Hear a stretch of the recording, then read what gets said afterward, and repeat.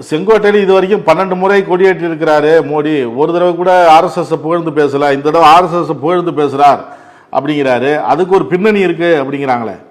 RSS BJP இன்னைக்கு ஆங்கில நாளிதழ்கள்ல மிகப்பெரிய தலையங்கமே ஆர்எஸ்எஸ் மோடியை என்ன சொல்லுகிறது, மோடி ஆர்எஸ்எஸ் என்ன சொல்கிறார்கள் என்றுதான்.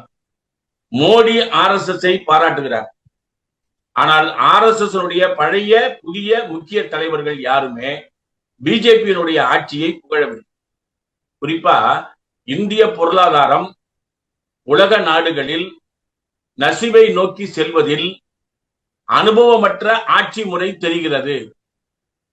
இரண்டாவது முறை சொல்றேன், சர்வதேச அளவில் அனுபவமற்ற ஆட்சி முறை பிஜேபி ஆட்சியில் தெரிகிறது.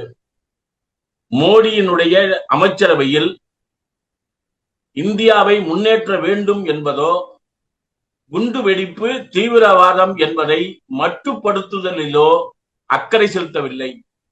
நான் இரண்டாவது சொன்னது உமாபாரதி என்கின்ற பிஜேபியினுடைய ஐகான் 1992 எல்கே அத்வானியோட பாபர் மசூதியை இடித்த ஒரு மிகப்பெரிய அவங்க மோடிக்கு கொடுத்திருக்கிற சர்டிபிகேட்.